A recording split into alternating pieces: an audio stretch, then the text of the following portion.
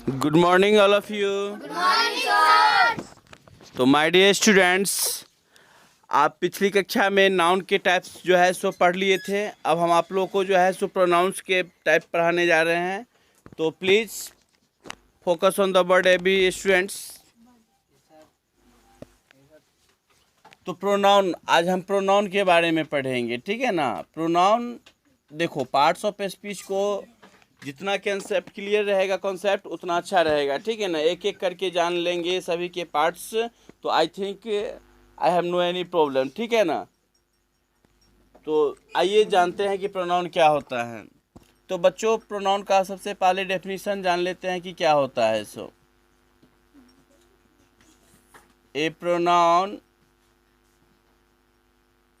Is a word which used in place of a noun. I don't talk। तो आइए समझते हैं pronoun को कि pronoun is a word which used in place of a noun. इन संज्ञा के बदले प्रयुक्त किए जाने वाले शब्द को हम क्या कहते हैं? सर्वनाम कहते हैं। संज्ञा के बदले, जैसे मान लीजिए कि राम अच्छा लड़का है, राम समय से आता है, राम समय से जाता है, राम वहाँ जाता है। बार बार एक ही चीज़ नाम को लिखने अच्छा नहीं लगता है, इसीलिए उसके जगह हम क्या लिख देते हैं? आई, वी, दे, यू जो है हम लिख देते हैं। तो प्रोनाउन होता क्या है? जैसे आई, वी, दे, यू, etc, ये सब क्या है? प्रोनाउन हो जाता है, क्योंकि हम संज्ञा के बदले सब का प्रयोग करते हैं, ठीक है। अब चलिए इसके पार्ट्स के बारे में पढ़ते हैं। तो there are 7 types of pronoun. There are 7 types of pronoun. इसे आप बुक में देखिएगा तो आपको 10 प्रकार का प्रोनाउंस मिलेगा टाइप्स में, ठीक है ना। तो जिसमें आपको इम्फैटिक प्रोनाउन और इम्फैटिक प्रोनाउन और रिफ्लेक्सिव प्रोनाउन, ये दोनों में देखिएगा, सिर्फ इसका डिस्टिंक्ट अंतर समझ लीजिएगा। जैसे माई सेल्फ, आवर सेल्फ रहेगा तो रिफ्लेक्सिव में भी रहता है और इम्फैटिक में भी रहता है, वही बात। और इंटरोगेटिव सेंटेंस और रिलेटिव सेंटेंस, उसमें भी आप देखिएगा व्हाट, हु रहता है। तो वो दोनों को रिड्यूस करके एक बनाया जाता है। तो चलिए आज जानते हैं कि क्या होता है 7 टाइप्स ऑफ प्रोनाउन। पहला नंबर पर्सनल प्रोनाउन।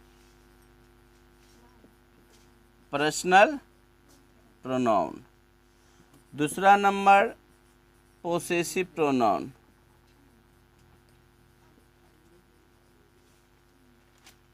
तीसरा नंबर रिफ्लेक्सिव प्रोनाउन।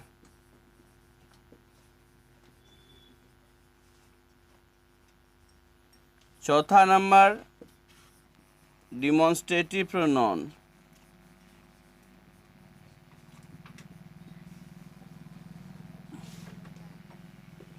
पांचवा नंबर डिस्ट्रीब्यूटिव प्रोनाउन।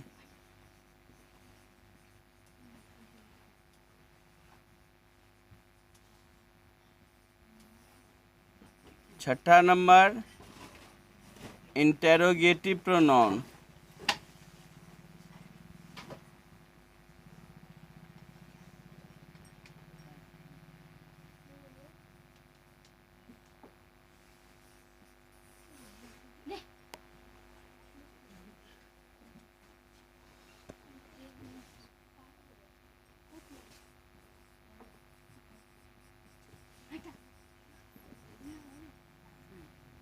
सेवन 8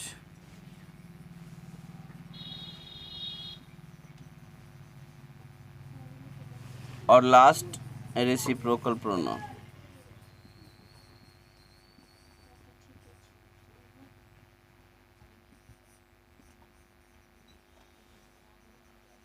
तो बच्चों, वैसे मुख्य रूप से प्रोनाउन का जो है पार्ट्स 10 होते हैं, ठीक है ना। इसमें हम 2 रिड्यूस कर दिए हैं। तो 2 रिड्यूस कर दिए हैं, एक हम आपको इम्फैटिक प्रोनाउन छोड़ दिए हैं और एक रिलेटिव प्रोनाउन छोड़ दिए हैं। तो इम्फैटिक प्रोनाउन जो और ये क्या कहते हैं रिफ्लेक्सिव प्रोनाउन, दोनों सेम ही होता है, सिर्फ उसका अलग अलग यूज करते हैं। तो जब हम बताएंगे उस समय हम आपको बता देंगे दोनों में क्या डिस्टिंक्स है। और लेट्स कंटिन्यू। तो बच्चों आप लोग नोट डाउन कर लिए, personal pronoun, possessive pronoun, reflexive pronoun, demonstrative pronoun, distributive pronoun, interrogative pronoun, indefinite pronoun और रेसिप्रोकल प्रोनाउन। तो अब हम इसको जो है सो मिटा दे रहे हैं। प्लीज नोट डाउन कर लिए ना।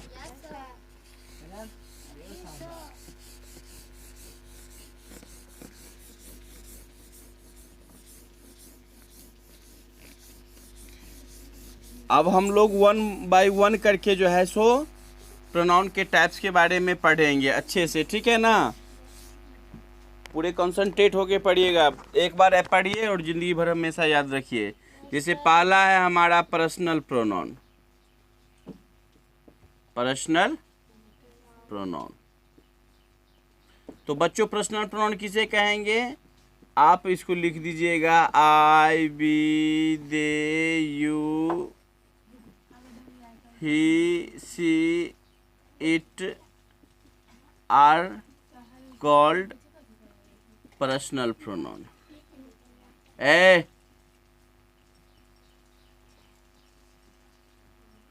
आई, we, they, you, he, she, it are called personal pronoun, ठीक है ना। किसी भी सेंटेंस का जो सब्जेक्ट होता है वो जो होता है वो पर्सनल प्रोनाउन हो जाता है। किसी भी सेंटेंस का जो सब्जेक्ट रहेगा वो हमारा क्या हो जाएगा?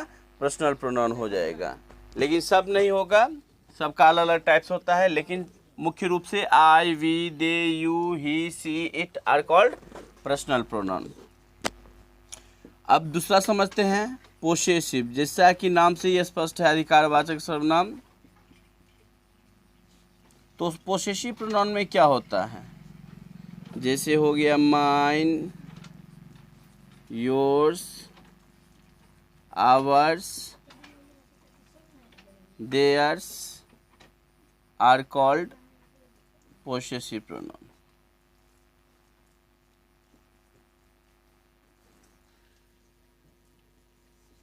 ठीक है, mine, yours, ours, theirs are called possessive pronoun. जहाँ पे अधिकार दिखा, जैसे क्या बोलेंगे, या मेरा गाड़ी है तो क्या बोलेंगे? दिस इज माई बाइक, ठीक है ना। और यह गाड़ी मेरी है तो दिस बाइक इज माइन। तो जहाँ पे mine, yours, ours, theirs are called possessive pronoun. Personal possessive के बाद क्या बताए थे? Reflexive.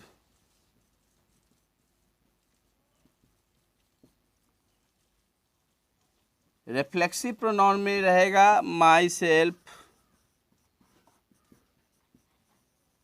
Your self, ourself, themself, itself. Myself, yourself, ourself, themself, itself, her self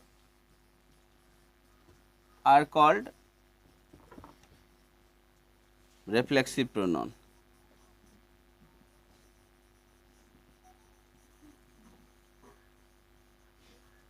और इसका उपयोग कहाँ करते हैं?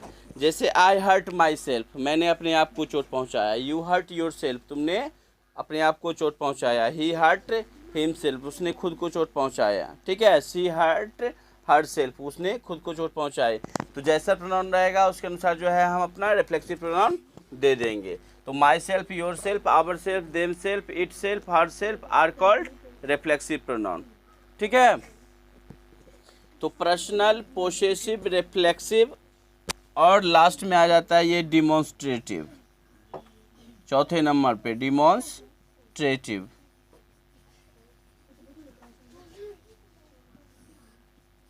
देखो बच्चों, इसमें क्या है? पोसेसिव प्रोनाउन में जो myself, yourself, ourself बता दिए, जो होगा वो हमारा रिफ्लेक्सिव हो जाएगा। तो रिफ्लेक्सिव में और एक बताए थे आपको कि इम्फेटिक जैसे रिफ्लेक्सिव में आई हर्ट माई सेल्फ, तो लास्ट में आया myself, yourself, ourself जो भी रहेगा। और जो इम्फेटिक रहेगा उसमें क्या होगा? वो पहले आ जाएगा। जैसे I myself did it, मैंने खुद इसे किया। You yourself did it, तुमने खुद इसे किया। तो वो myself, yourself, ourself, themself, itself, ये जो है रिफ्लेक्सिव में पहले आ जाएगा,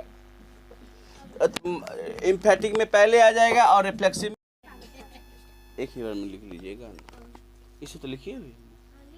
तो ठीक है बच्चों, तो डिमॉन्स्ट्रेटिव प्रोनाउन के बारे में जानते हैं क्या होता है डिमॉन्स्ट्रेटिव प्रोनाउन। तो बच्चों this, that, these, those are called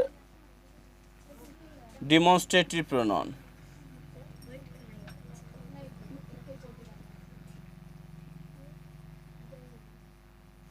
नहीं, this, that, these, those are called demonstrative pronoun. तो मैंने आप लोग को पहले भी स्पोकन क्लास के वीडियो में क्लासेज में आपको बताया था कि दिस, डैट, दिज, दोज जो है बहुत ही इम्पोर्टेंट टॉपिक है, इसको अच्छे से समझ लीजिए। एक्चुअली होता क्या है, तो हम आपको बताए थे कि दिस का प्रयोग जो है सो पास में जो भी रहेगा वस्तु वहाँ पर दिस का प्रयोग करेंगे, वही वस्तु दूर रहेगा तो हम डैट का प्रयोग करेंगे, और जब मोर देन सिंगुलर एक से अधिक रहेगा तो दिस का प्रयोग करेंगे, और एक से अधिक रहेगा तो दोज। एक्चुअली होता क्या है, तो दिस, डैट, तो दिस डैट ये क्या होता है बुआ, सिंगुलर होता है, और दिस का प्लुरल क्या हो जाएगा, दिज, और डैट का प्लुरल क्या हो जाएगा, दोज। तो दिस मतलब यह और डैट मतलब वह।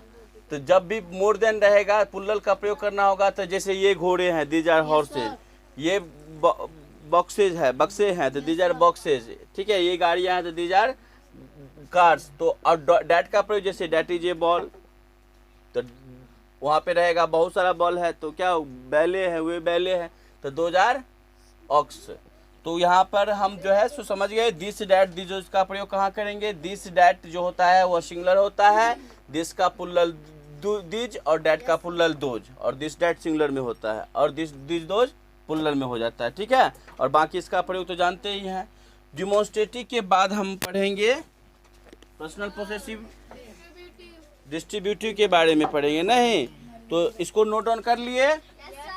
अब हम आपको बताते हैं, देखिए दिस, डैट, दिस, दोज जो है सो बहुत ही इंपॉर्टेंट है, ठीक है ना।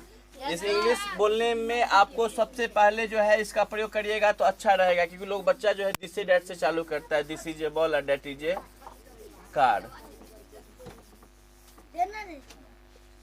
अब होगा पर्सनल हो गया, पोसेसिव हो गया, रिफ्लेक्सिव हो गया, डिमॉन्स्ट्रेटिव हो गया, अब होगा डिस्ट्रीब्यूटिव। क्या होगा, डिस्ट्रीब्यूटिव, डिस्ट्रीब्यूटिव प्रोनाउन।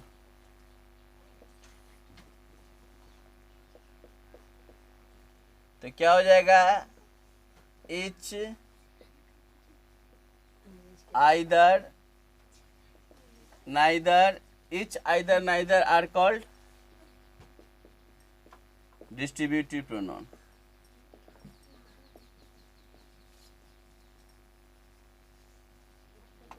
ठीक है ना, each, either, neither are called distributive pronoun. Either और नाइदर को हम ईदर और नीदर भी पढ़ सकते हैं। ईदर का प्रयोग हम कब करते हैं, जब दो में से कोई एक आता है, जैसे दोनों में से एक आया है तो क्या बोलेंगे, आइदर हैज कम। दोनों में से कोई नहीं आया है, नाइदर हैज कम, ठीक है। दोनों में से एक प्रश्न बनाया है तो either has solve A question. दोनों में से कोई प्रश्न सॉल्व नहीं किए हैं, neither has solve A question. तो ईच, एवरी, आइदर, नाइदर जो होता है ये क्या हो जाता है, डिस्ट्रीब्यूटिव प्रोनाउन में आ जाता है। तो बच्चों ईच और एवरी का भी प्रयोग जान लेना बहुत ज़रूरी होता है, ठीक है ना। तो ईच जब एक रहेगा तो वहाँ पर हम क्या करेंगे, एक दो रहेगा तो ईच का प्रयोग करेंगे, और जैसे मोर देन टू, दो से अधिक रहेगा तो हम एवरी का प्रयोग करते हैं। तो each, every, either, neither are called distributive pronoun. और डिस्ट्रीब्यूटिव प्रोनाउन के बाद क्या बतलाए थे, इंटेरोगेटिव प्रोनाउन। क्या बताए थे, इंटेरोगेटिव प्रोनाउन। तो जैसा कि आप जानते हैं इंटरोगेटिव प्रोनाउन मतलब in any sentence when we ask a question, ठीक है ना, जब हम प्रश्न पूछते हैं तो वो इंटरोगेटिव प्रोनाउन में आ जाता है। तो वो क्या हो जाएगा, what, why, who, whose are called interrogative pronoun. Interrogative pronoun, ठीक है बच्चों। तो डिस्ट्रीब्यूटिव प्रोनाउन समझ गए, इंटेरोगेटिव प्रोनाउन समझ गए, उसके बाद क्या बचा था, इंटेरोगेटिव प्रोनाउन बता दिए थे ना। तो लेट्स कंटिन्यू। अब हम लोग जो है पढ़ेंगे इंडेफिनिट प्रोनाउन के बारे में ना। अच्छा कोई बात नहीं, इंडेफिनिट प्रोनाउन कीचड़ में ही कमल खिलते हैं, ठीक है ना।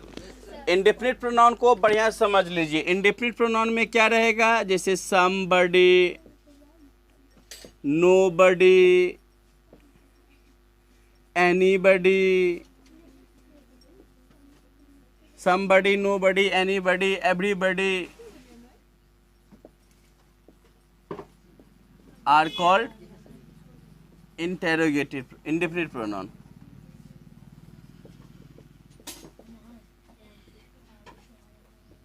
तो बच्चों जिस भी सेंटेंस में आप somebody, nobody, anybody, everybody देखिएगा वो समझ लीजिएगा ये सब क्या है, इंडेफिनिट प्रोनाउन है। और दूसरी बात यह भी है कि इंडेफिनिट प्रोनाउन के साथ हमेशा हम सिंगुलर वर्ब का उपयोग करते हैं, ठीक है ना। देखिएगा आप बोलता होगा somebody has stolen my pen, nobody has come here yet, anybody can search my pen, everybody has gone there। तो ये सब जितना भी है आप देखिएगा उसके साथ जो है सो हमेशा सिंगुलर वर्ब का ही प्रयोग होता है, ठीक है ना बच्चों। तो इंडेफिनिट प्रोनाउन के बाद क्या बतलाए थे, सबसे लास्ट बचा हुआ है ना अब रेसिप्रोकल प्रोनाउन। तो देखो बच्चों रेसिप्रोकल प्रोनाउन, रेसिप्रोकल प्रोनाउन। तो रेसिप्रोकल प्रोनाउन क्या होता है, each other and one another, each other and one another are called reciprocal pronoun।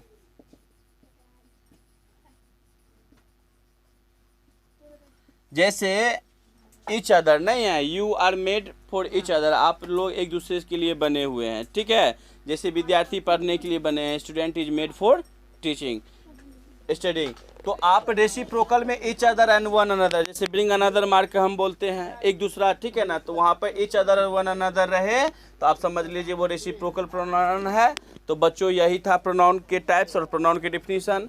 फिर भी अगर आपको समझने में कोई दिक्कत है तो नीचे कमेंट दिया हुआ है, आप जो है सो ज़रूर कमेंट में आप अपना प्रॉब्लम रख सकते हैं और आई थिंक आपका प्रॉब्लम जल्द से जल्द सॉल्व हो जाएगा, ठीक है ना। तो प्रोनाउन पढ़ने में अगर एक बार कॉन्सेप्ट से पढ़िएगा कोई दिक्कत नहीं होगा, ठीक है।